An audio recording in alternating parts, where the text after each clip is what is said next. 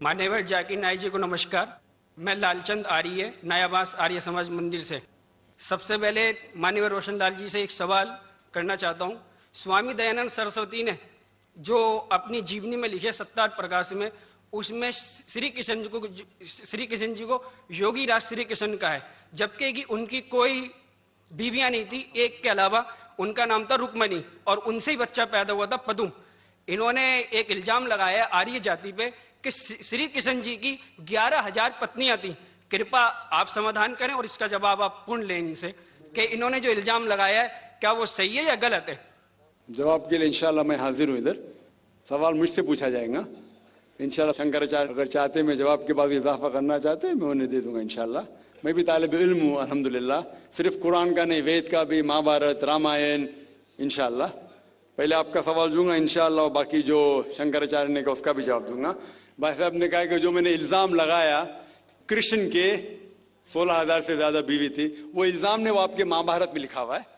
और कृष्ण की एक बीवी नहीं 8 बीवियां थे, 8 बीवियां थे, उसमें से रुक्मणी थी, 8 बीवियां थी। उसके बाद 16,100 जब जंग के हालत के अंदर उनने 16,100 से शादी की। ये लिखा है महाभारत के अंदर अनुशासन पर्व में। मैं आपको हवाला दे रहा हूं। किसी भी धर्म में, किसी भी मजहब में जब आप तकरीर करते हैं, जवाब देते, उसका हवाला होना चाहिए किताब से।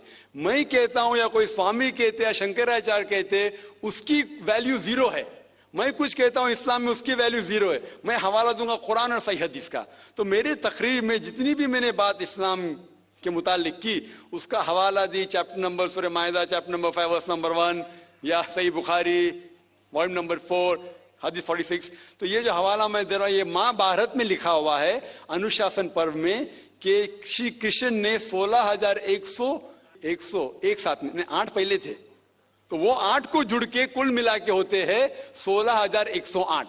तो 16,100 साथ में उन्होंने की वो जंग के हालत में जब कई लोग मारे गए। तो उस हालात में तो ये इल्जाम नहीं, हकीकत है। अगर आप समझते ये गलत है तो आपको महाभारत में नहीं मानना चाहिए। और जो लोग ने अभी तकरीर की, मैं तकरीर के बाद माशाअल्लाह जब शंकराचार्य ने कहा और शुरू किया, उन्होंने पूरी तकरीर में एक अरबी की आयत की तिलावत की, आयत या अरबी बोले कलमे की तिलावत की, और एक संस्कृत की तिलावत की।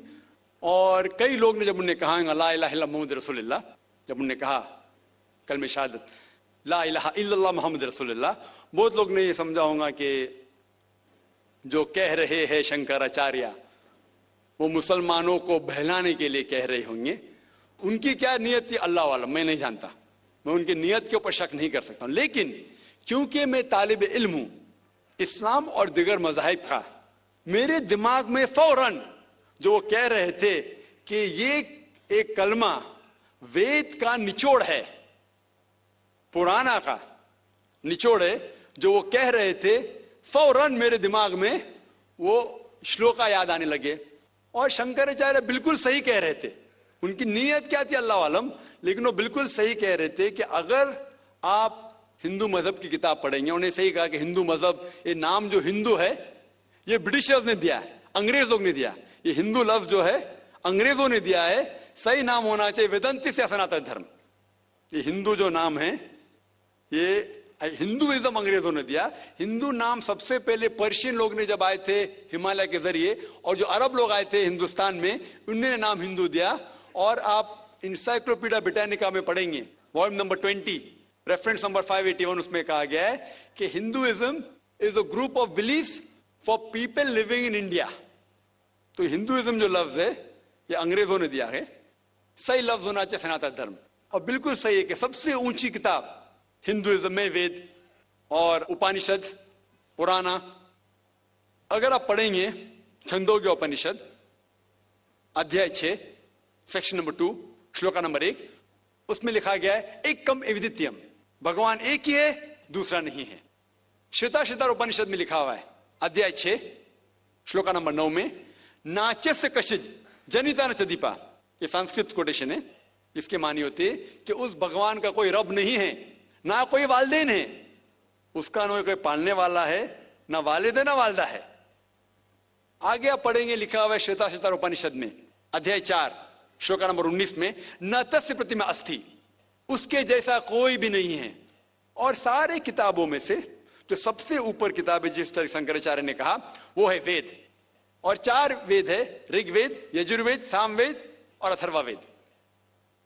यजुर्वेद में लिखा हुआ है, अध्याय 32, चैप्टर नंबर 32, श्लोका नंबर 3, वर्ष नंबर 3 में लिखा है, न तस्य प्रतिमा अस्ति, उसका ना कोई अक्ष है, ना कोई बुत है, ना कोई तस्वीर है। उस भगवान का ना अक्ष है, ना तस्वीर है। और आगे लिखा हुआ है यजुर्वेद में अध्याय 40, श्लोका नंबर 9 में, अंधात्म प्रविशन्ति या असम्मुति उपास्ते। अंधात्म मतलब अंधकार, प्रविशन्ति मतलब अंदर जाना। वो लोग अंधकार में जा रहे हैं जो लोग असम्मुति की पूजा करते हैं। असम्मुति मतलब कुदरती चीजें, हवा, आग, पानी। जो लोग कुदरती चीजें की पूजा करते हैं वो अंधकार में जा रहे हैं। और आगे श्लोका कहता है कि वो लोग और गहरे अंधकार में जा रहे हैं जो लोग संभूति की पूजा करते हैं। संभूति मतलब बनाई हुई चीजें, मतलब टेबल, चेयर, गाड़ी, बुत। ये जो बनाई हुई चीजें हैं उसकी अगर पूजा कर रहे हैं तो और अंधकार में जा रहे हैं। और आप पढ़ेंगे ऋग्वेद, चारों वेदों से सबसे ऊंचा वेद है ऋग्वेद। ऋग्वेद में लिखा हुआ है, जिल्द नंबर 1, बुक नंबर 1, किताब number 1, him number 164, shloka number 46, एकम सत विप्र बहुधा वदान्ते, जिसके मानी है सच एक है, सच्चाई एक है, भगवान एक है। और संत लोग भगवान को मुख्तलिफ नामों से पुकारते हैं, लेकिन भगवान एक है। और जो उनने संस्कृत में श्लोक पढ़ी वो आदि श्लोक थी, पूरी श्लोक में पढ़ूंगा इंशाअल्लाह। वो श्लोक जो उन्होंने पढ़ी वो ब्रह्म सूत्र है, हिंदुइज्म के ब्रह्म सूत्र है। एकम ब्राह्म द्वितीया नास्ते, आदि पढ़ी, पूरी है। एकम ब्राह्म द्वितीया नास्ते, नहना नास्ते नास्ते किंचन, जिसके मानिए भगवान एक ही है, दूसरा नहीं है, नहीं है, नहीं है, जरा भी नहीं है।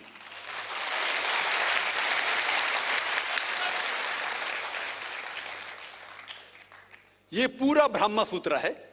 वक्त की किल्लत की वजह से उन्हें आधा पढ़ा और मुझे ऐसा लग रहा था जैसे कि उनने मेरी एक तकरीर सुनी जिसका मौजू है similarities between Hinduism and Islam.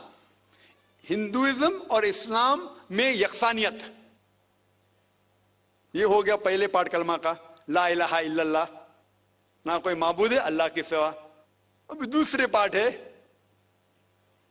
Mohammad सल्लल्लाहु अलैहि वसल्लम, मोहम्मद रसूलुल्लाह, मोहम्मद सल्लल्लाहु अलैहि वसल्लम रसूल है।